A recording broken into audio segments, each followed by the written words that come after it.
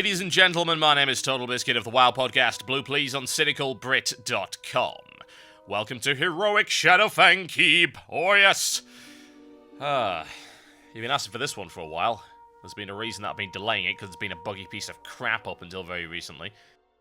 All 5 bosses of this instance are now available, and they would seem to be properly balanced, arguably.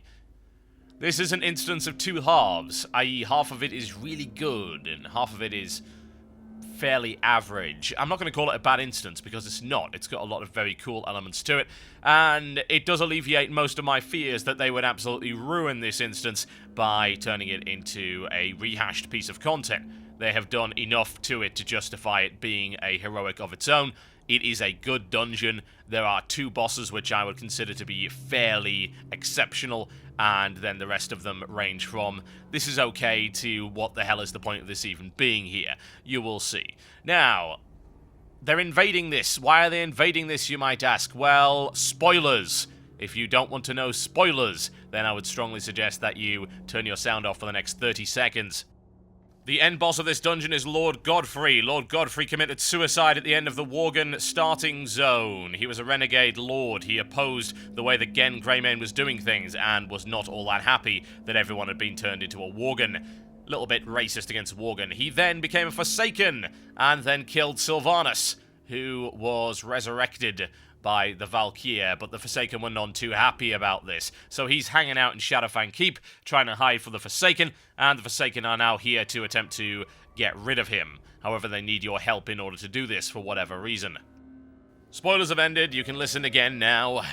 But yeah, you should see a lot of that in the early zones anyway. It's mostly the plot of the Worgen starting zone plus the Silver Pine area, so it's not like it's some great, amazing revelation that's going to happen way later on in the game. Now, in terms of trash, this place is fairly reasonable. I think there's a little bit too much of it, in my honest opinion. A lot of it is fairly straightforward, although there are some quite challenging trash mobs in the Courtyard and a few nasty surprises later on. What you'll also notice is that this dungeon is actually phased. Every time you kill a boss, the Forsaken will actually move, and they will be spreading the plague through the dungeon after you kill each boss, just to sort of, I say cleanse it, that's really the opposite of what they're doing, but hey, the Forsaken have some very odd ideas about how things should roll. We've got the plague! We must use the plague at every possible opportunity. Need your drains cleaned? Use the plague! Need a party favor? Use the plague! Taking your girlfriend to the cinema? Use the plague! That's pretty much all they do. Forsaken advice columnists are literally the worst that you can possibly imagine. That's all they can think of. Alright, well, if you've been to Shadowfang Keep before, then you will know the route. The route is basically identical. They have changed a few things. I say there are bosses that have been removed. There's a couple of bosses that were in here before, like Commander Silverlane and Springvale. They're here. But the rest of them are new. The first boss is new. The 4th and 5th bosses are, of course, also new. I should point out that Troll Bear is best bear. See? Evidently, it's best bear. There's not even a question about that. If you disagree that it is best bear, then you are just wrong. As to what the rest of our composition right here is, we've got myself as a Troll Mage. We have a Goblin Mage. We also then have a Goblin Priest. We've got a Troll Bear Tank. And we also have a Goblin Rogue. These goblins are a bit of a problem in here, because right now, I don't know if it's just in this dungeon, but goblins are getting stuck in furniture. We have to life grip them out. It's really quite embarrassing for them. Oh well. We're coming on the first boss right here. If you've seen the Wipeathon 3000, you know what's coming here. If you haven't, I'll put a link up at the top. I would suggest you watch it, because it's quite challenging. He goes by the name of Baron Ashbury. He's a little bit unpleasant, and he does a wide variety of interesting things. Again, the Wipeathon has a full strategy on this, but just as a quick reminder, he's going to throw pain and suffering at you. That needs to be interrupted. He is also going to try and do asphyxiate, which is going to hit anyone that's in line of sight. That'll strangle people, bring them down at almost no HP. He'll then do an area of effect heal. Stay of execution, it's a percentage-based heal. You have to interrupt that on 1 or 2 casts at maximum, because otherwise he will heal himself for a horrendous amount, and good luck actually ever beating the fight. So you keep beating on him. He's also going to do something called Mend Rotten Flesh. That has to be interrupted, because that's a fairly significant heal on him. He also does this shadow damage debuff. It's very odd, because he also clears it when he fires out these random chaos bolts. I don't really understand the mechanic there, but it does take the shadow damage debuffs off you, which is very handy indeed. Aside from that, the fight is mostly an interrupt fest. Interrupt everything, have a good rotation to make sure that you reliably interrupt the heals and things like that. Once you get him down to 1 million HP, he's going to go Supreme, and he's going to go into his Dark Archangel form. He's got a massive Shadow Area of Effect attack right there that, if possible, you want to try and get out of. I believe you can probably run up the stairs to get out of range of it. We just stood there and ate it and just went nuts on it. We just wailed on him as much as possible and brought him down. That's a way to do it. But yeah, like I say, line of sight is a good idea once you start getting timer mods, because you will be able to anticipate that asphyxiate and move the hell out of the way. Now, you will get this Death Guard guy, Belmont specifically, coming around, and he will lead you through and open the door. And as you go through this, like I say, there is a progression. The Forsaken will start moving in, so will the Plague Bringers and things like that. So we get through here, and here's the Courtyard, which has got some of the hardest trash in this particular area. And yes, as you read in the chat there, Goblins are currently bugged. They actually have to jump up the stairs because they are too short. Go figure. Right. These are kind of annoying. They're 1.2 million HP, and they have an area of effect fear, which is a little tedious. We've got these Geists running around as well. You preferably don't want to pull both, so wait for the patrol, eliminate it as quickly as possible. They don't do anything of note. They just beat on the tank, so there's not an awful lot to worry about there.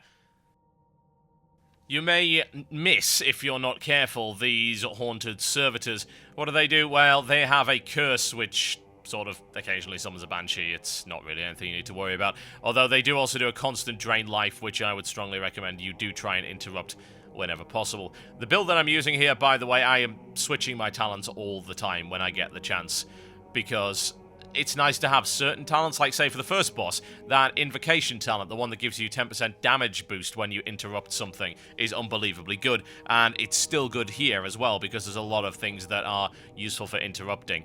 So, like I say, a lot of these talents, these optional utility talents, are down to simple personal preference. There are some fights in some areas that prefer certain talents and some that don't.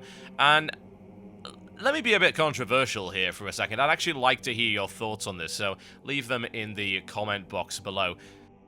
Do you think the idea of having a specific spec and then going back to respec and paying gold to do so and not being able to do so in a dungeon has outlived its use and indeed any point that it might have had?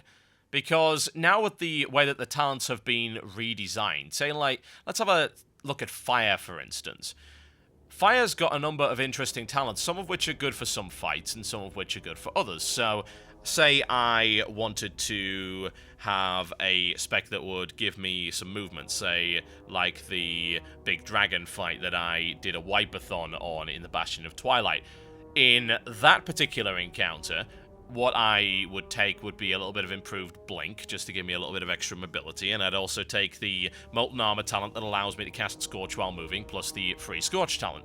However, in the first fight, it's much better to have something like Impact, because Impact will spread dots, and there's a lot of AoE stuff going on there, and you're also dealing with multiple targets.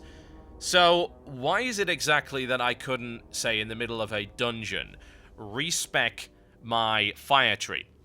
Let's say, and this is just a suggestion, that you are locked into a spec, because with the new talent system you already are. So if I pick fire, then I am locked into fire for 31 points. What if I were able to respec, but I was still locked into fire? So I, in the middle of a dungeon, press this respec button, I use this reagent or whatever, and it'll allow me to recustomize my spec in a minor manner. As in, I'm not going from fire to arcane, or if, say, I was a warrior, I wouldn't be going from arms to prot. But I could go from this kind of fire to that kind of fire.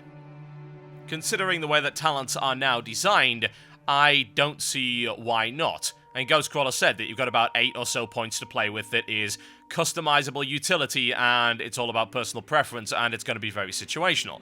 So, why can't I change around those situational talents depending on the situation? I don't really get it. It just seems like an inconvenience. I mean, I could go back and change my talents whenever the hell I pleased if I so desired. And indeed, back in TBC, I recall people doing that all the time. Obviously, this was before dual spec came in. But even with dual spec, there's still a reason. Now, I might want several different builds of fire that are good for specific situations, but I'd prefer to be able to choose between, say, fire and frost, because frost has that mortal strike debuff. It's also got the mana regeneration, so you've got replenishment from there. So if your group doesn't have that, it would be nice just to switch between that. Or if your group doesn't have an MS, or say your rogue wants to use a different kind of poison, for instance, then you can take the MS and it's all good. I just don't see why you can't do that. I don't see the practical purpose. Not the way that the talents are now designed. Maybe beforehand, when the talents were the way they were and there was an awful lot more of them, then okay, sure, why not? But at the moment, no. I don't see the point. Okay, let's go back into this trash because I showed you the other stuff and there was nothing else really to say. Shadowy attendants, they tend to cause a void zone, and you've also got the haunted servitors with the drain life, trying to interrupt that as much as possible. The void zone does bugger all damage, so yeah, your healer's probably going to hate you if you stand in it forever, but it's not going to kill you, let me put it that way. They're not very big either, so a couple of steps to the left or right will get you the hell out of there. We're coming up on the second boss right here, which is by far the most underwhelming one in the entire area. It's unfortunate, really. After the first boss, I was hoping for something fantastic, but as it turns out, in the old feasting room, the guy we're going to be fighting goes by the name of Silverlane. You should remember him. He was in the old version, and he's got nothing. This boss is basically a nostalgia trip, which serves no practical purpose other than to waste your time. All he really does is summon Worgen spirits, and the names of the Worgen spirits are some of the old bosses from the old version of Shadowfang. The problem is they don't do anything, so it's not so much of a nostalgia trip as a, well, you know, I'm sure this instance used to be interesting. So I don't really know what they're trying to achieve with this boss. I do hope they do something to it to add some actual abilities, because this is a heroic, for God's sake. Do something, please. This is probably the easiest fight in any heroic dungeon in Cataclysm. It is unbelievably simplistic. I just don't know why they bother. As I say, we'll just show you that right now, and you're going to see that it just doesn't do anything of worth. Oh yes, look, he's stuck in the furniture again. Gotta love it. Try to pull him out of there. Not having any luck, unfortunately. A little bit of life grip should do the job. He's trying to use the unstuck command, which would take him to the graveyard, but it's okay. Should be able to sort it out. There you go. The only use of life grip ever. That's Leap of Faith, by the way, for those who don't know. It's a new priest ability, pulls him to the priest. There's potential griefing involved in that ability, I feel. Okay, this is all this is. Kill stuff, Newt Worgen, that's it. Nothing special. Virtually no risk of wiping in this fight. At all. So you might as well just pop your time warp, just nuke down as quickly as possible. He's going to summon a Worgen spirit right here. You'll recognize the name of the spirit. He goes by the name of Rethelgor. He was from the old version of the dungeon. He doesn't actually appear to do anything as far as I can tell. There he is. He's just going to beat on the tank a little bit. Tank is taking no damage whatsoever. Oh, look. Worgen Spirit's dead. Keep nuking. We're going to get another spirit right here that also does absolutely nothing. Oh, and he's got that. Yeah, you might want to get rid of that. Not that it really matters. You see, we're not even bothering to get rid of it. Cursed Veil, it's a healing reduction debuff. It doesn't matter. You want to know why it doesn't matter? Because he barely does any damage. Even with his adds up, he's barely touching the tank. So it's irrelevant to actually get rid of it. This is the very definition of a face roll right here. And bear in mind, we're only just in item level 333 gear with this stuff. So it's not like we're over-geared for this fight. My feedback on this is that Blizzard needs to go back and have a very, very serious look at what exactly they hope to achieve here. This is not a boss. This is a waste of time. Let's kill him. Just not even going to bother with the goddamn Worgen. Just kill the goddamn boss. There you go. Oh, look, it's dead. Let's have some free loot, shall we? Oh, yeah, now Goblin even got stuck in the furniture, and we still killed him. So, there you go. Ah, now this gets a little bit interesting. Hello, hi, Warlord Chromush. We've seen him around before. It's only an extremely dilute plague. It's a diluted down 10 to 1 parts water. It's sugar-free plague. Yes. So he's going to accompany us, and he's not really going to actually do anything of note, honestly. He's just going to hang around, he's going to follow us around a bit, and something happens with him at the end. It's nice, though, it does give the dungeon a little bit more movement and vibrance, I feel, a little bit of progression. Admittedly, it's only going to be interesting the first time through, but hey, you should hope that you won't be in here too many times. To answer a common question, there are daily heroics in Cataclysm, as much as I despise the very notion of it. However, there is a cap on the amount of justice and valor points that you can get on a weekly basis, and apparently that cap can be fulfilled by raiding. So if you are a raider, you do not actually need to go into heroics on a daily basis. There will be no benefit to you.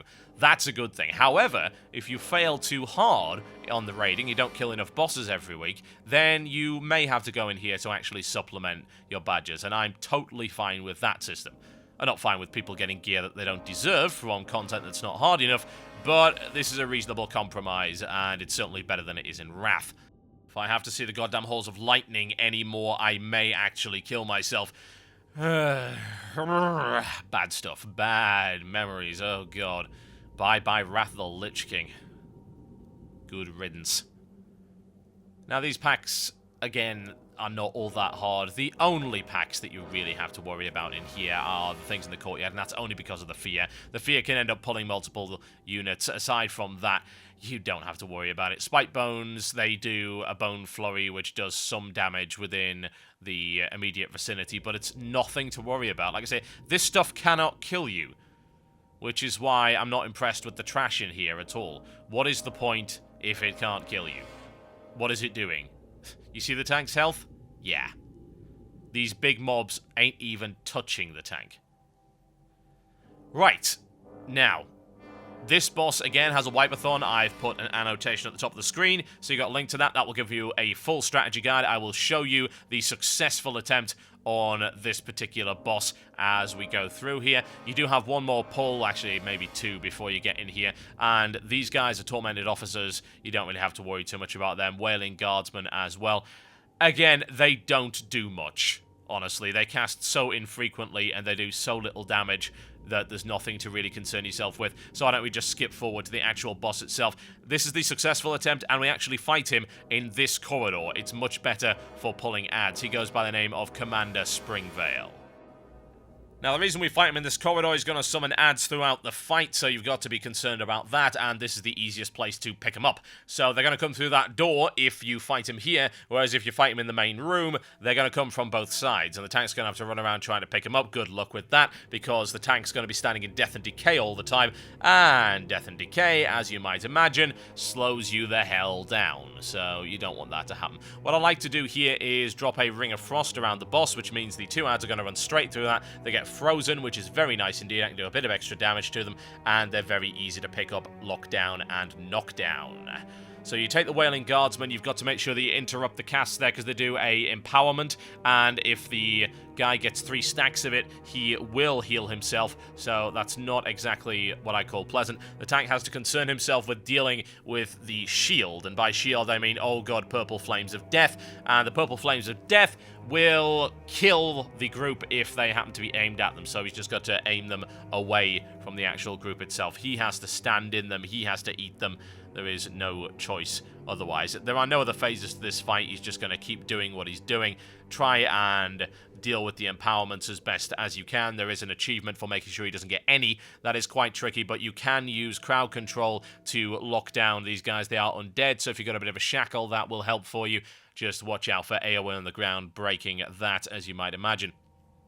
Second Ring of Frost up right here. I could have used the Cold Snap to refresh this. I didn't. I barely play Frost, so I'm not even used to using Cold Snap. But hey, got 2 of them out in the fight. Very handy indeed. We just left the adds up for this. He did heal himself a little bit, but we decided just to burn him down just for the sake of it. We're getting quite low on mana, so there you go. And down he goes. It's not an easy fight. You might wipe on this a couple of times, and it's probably one of the best fights in here. Unfortunately, it's all downhill from here on in.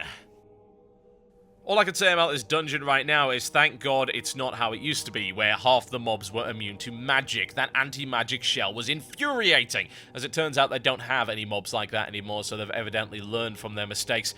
Oh man, I tell you, I never even bothered trying to farm Shadowfang Keep for anything. I think I tried maybe a couple of times way back in vanilla when I wanted to put a twink together. I went to go and get that nice dagger. Of course, it never dropped. But as it turns out, the whole place was full of magic immune mobs, so I just got sick of it. I couldn't be bothered. Okay, so you pull your way through here. You've just got these large packs of officers and wailing guardsmen. They don't do anything of note, so I wouldn't be concerned about any of it. This is, again, the problem with a lot of the trash in this dungeon and why this dungeon is, in many cases, lackluster. It's not a terrible dungeon. It's certainly not as bad as Heroic Vortex Pinnacle, but aside from those two really good bosses, bosses 1 and 3, it doesn't have an awful lot going for it. Now, in this attic, you're going to find a new type of mod. They're called Sorceress Skeletons. Needless to say, they actually cast an awful lot of stuff. Interrupt them as much as possible. Bring them down. They don't do an awful lot, as far as I can tell. I believe they summon a fiery tornado thing, which will do damage to people around you over time, but it doesn't do enough to actually worry about, so unless your healer is completely asleep, you don't have to worry. See, you just jumped into the group right there. We ate it and took, what, maybe 15% of my health? And there's nothing else in here that can really hurt me, so that's kind of the problem with group-wide damage mechanics. If you don't have something that can actually kill the group, then there's no point in having these group-wide damage mechanics. All it does is give the healer more targets to play whack-a-mole with. Like, well, the group's not going to die, but I guess I better heal them anyway, because it's kind of my job. There are no other mechanics here that will kill you, with the exception of that green stuff. If you kill the fetid ghouls, then they have a green cloud on the ground. That does hurt quite a bit, but again, it'll take you about 15 seconds to actually die from standing in that thing. Now, there's a tarp here, by the way. A lesser gargoyle pack will pop out of nowhere, AoE them, and there's a second one of those, so do be careful in here. Let your tank go first. They don't do anything threatening except for jump out at you and try and kill whoever rolls in there. There's also some stone sleepers that have fears. Obviously, your tremor totem's going to be quite handy here. There we go, and down they go. They don't do a lot of damage, it's just the fear is a little bit annoying. Geist pack coming up right here. Nothing you need to worry about, just lock them down, AoE them. They don't do too much. Bear in mind, if you're using Ring of Frost, by the way, it has changed since Curtain of Frost. They have to actually run through the outer edge of the ring in order for you to get any benefit. And oh look, gargoyles out of nowhere. Yes, don't run ahead of your tank. Don't be an idiot. Friends do not let friends do that. Okay, let's take these ones down right here. I just wish that I liked this dungeon more than I did. I was looking forward to it, and while there are a couple of good bosses, the rest of it just seems to be a total waste of time. We didn't have tactics before going in here. We knew bits and bobs about, like, the second boss. But aside from that, most of this was blind. Now, the bosses have benefited significantly from them upping the health on the heroic bosses. You'll have noticed in the early videos, heroic bosses were on about 2 million HP. They're now on more like 4 million, which is good. That's a good number. It makes the fights last a reasonable length of time, and you've got to actually be awake. Whereas before, it was just a nuke fest, and of course, you're going to be able to overgear that intensely. However, there's no point in having 4 million or 40 million HP if the boss is a toothless, declawed waste of space. That is definitely the case in Boss 2. Boss 4 has certain elements of that, although he did catch us a little bit off guard. And Boss 5 is embarrassingly easy. Very disappointed with Boss 5, and I will show you why in just a moment. So, we've got plenty of packs here. You don't have to worry too much about any of these either. It's just a bunch of these dark creepers. Just AoE them down, tank and spank.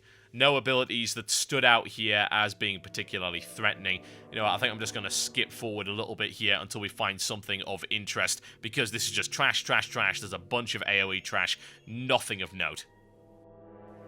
We're coming up right now on the 4th boss, and you'll notice that we've got a few spectators up there saying, hey, what's going on? Well, we are now dealing with Lord Walden. We had no idea what this guy did. As it turns out, I don't believe anyone in our guild had actually bothered to do SFK recently because it's been broken for the longest time. So we went in here with no knowledge of what was going on, and we got a few things thrown at us. We had a mystery toxin, which killed me. Straight away. And we had ice shards, which can be dodged, and as far as I can tell, that's actually all he does. How do you get out of the mystery toxin? Well, you run around a bit. How do you get out of the ice shards? You also run around a bit. And, of course, the mystery toxin is a poison that can be removed. That's it. No, really, that is it. That is all he does. And it's not exactly the most exciting thing ever. It did manage to kill me, and I feel like an idiot, but hey, there you go. It's okay, because there's plenty of opportunity for our bear tank to pop out of bear form, particularly when he's doing this mystery toxin thing, and give me a little bit of a resurrect. Fantastic. There we go. Now we're back on our feet. Like I say, all you really need to do in this fight, as far as I can tell, is just move round the edge. You can't outrange it, but the stuff does move very slowly through the air, so as long as you keep moving, you can minimize what you're going to get hit by. You will get hit by some of it. There is really no way to avoid that, but the healer should be able to deal with it as long as you're not standing in one place and getting twatted by it. What he will do then is he will conjure a different kind of toxin. Those toxins are not consistent. He has a toxin that actually gives you a buff. And as you can see, we twatted him with it. And down he goes. Most of them are nasty, but the red one, as far as I can tell, is quite nice. Yeah. I'm sure that fight could be interesting if it wasn't so incredibly simple. I like the idea of a mystery toxin and all these different things, but... yeah. A little bit weird, isn't it? Right, so the High Warlord is off to apparently kill Lord Godfrey for the Emperor and so forth. Let's just say it doesn't really go to plan. You end up on the top of here, as you might imagine, and you've got a few more trash poles to go through until you reach this final boss. Little pack of geists here that you just need to deal with. Shouldn't really worry you in any way. But the last boss is sadly underwhelming. I'd like to say that he's not, but that would be dishonest of me, and I don't do that kind of thing. Oh god, that's actually an upgrade. Look, see, I got a item level 300 wand. Oh, yes. Need fat loots. What can I say? Yeah, this last boss just doesn't have enough to really make it entertaining, and that's a really unfortunate situation. Aside from that, you're going to be pulling a bunch of flayers. You'll be dealing with 2 at once here. You've also got casters at the back. These packs could be considered fairly nasty, but nothing that a competent tank and a reasonable healer can't deal with. Simply focus them down. Interrupt those spells if you can, but the damage is, again, not life-threatening, honestly. That's not to say that our healer is not doing very, very well here dealing with it. He certainly is. Certainly a very competent healer. Maybe a pug healer that has no idea what he's doing will fail here. But hey, we didn't have a problem with it. Clear these out of the way, and I'm just going to skip forward to the last boss because there isn't an awful lot more to see. I'll show you the little scripted event, and then we can get on with it. So the door ends up being shut and things are not going according to plan. Chromush's bodyguards get absolutely owned, and Chromush himself ends up getting poisoned by Lord Godfrey. You've got 2 of these pestilent monstrosities, and don't be a dumbass like me and pull aggro for God's sake, because these things do hurt if you get hit by them and you aren't a tank. So don't get overly enthusiastic. Friends don't let friends pull aggro from the bear. The bear is angry. Take these out of the way. The best thing you can probably do is pull them into the room behind so you don't have any fear problems. They will fear around, and Deathstalker Commander Belmont doesn't do anything. Why? Because he's a level 18. As to why he's here, I don't know, but I suppose that explains why they need heroes in order to clear this area out. It's a little bit weird, isn't it? Yes, he'll just hang around and guard the entrance and get one shot by the next monstrosity that comes through here. We'll clear this one out of the way, and then we shall fight Lord Godfrey. What does Lord Godfrey do? Well, he has 3 main abilities. The first one is to summon a bunch of adds, which die so fast you will barely even notice them. Drop AoE on them as they come, and that's it. He will also do a sort of cone of bullets that will hurt like hell if you stand in it, but it doesn't move around. So you just have to take a couple of steps to the left or right, and you won't have a problem with that. And last but by no means least, he has an ability called Cursed Bullets, and they stack a damage debuff on the target. You will want to get rid of those by decursing. Now, of course, we didn't realize this, so my decurse is still on the bar and not hotkeyed, so I have to end up doing it manually. Oh well, never mind. Just adds a little bit of extra spice to the fight. And up we go. Charge in, bear. Destroy them. What is with calling Sylvanas a bitch? Seriously. They don't seem to like it one bit. Okay, there's the summon, and that's a pistol barrage right there, which is what I was talking about, that cone of bullets. You see, the ads didn't do anything. We killed them so incredibly fast. No problem there, so we're going to focus there, focus there. You'll notice that the cursed bullets are actually on the tank, and they are causing the tank a few problems, so I'm going to decurse them right there. Pistol barrage once again. No big deal. Walk out of it. It's not going to kill you. You're going to get another summon here, and that is all he does. And that is really unfortunate, honestly, because this is a massive, great anticlimax. Nothing happens at all. It's not challenging in any way, shape, or form, and I think Blizzard has to go back to the drawing board on this one, and the second one, and maybe spice up the fourth boss a little bit as well, in order to make this instance particularly good. It is not among the best instances I've ever done in Cataclysm, certainly not. It has its moments. The phasing is really good. I like the fact that the storyline sort of moves along, and bosses 1 and 3 are really, really great. You've also got some fairly good trash packs, but as regards to this, no, just... How could you fail? Really? If you don't decurse, and then if you stand in the obvious rain of giant purple bullets? That doesn't make a hard fight. No doubt some people will say, oh, he's complaining about difficulty again. Yeah, I actually like my games to be challenging. You know what? That's the way gaming's always been for me. Ever since I was freaking 3 years old, I've accepted the concept of game over. And if you can't accept that concept, then you are weak and flaccid. Simple as that. Oh, well, there you go. Shadowfang Heroic for you, as very oft requested. The rest of the heroics will get done, by the way. You know, I'm focusing on raid content right now, but I will get the rest of the heroics done for you. There's not all that many left. What do we got? Halls of Origination. We've got to get the Throne of Tides done as well. Grim Batol. I think that covers it, doesn't it? As I recall. I think I've done the rest of them. So, there you go. I'll see you next time.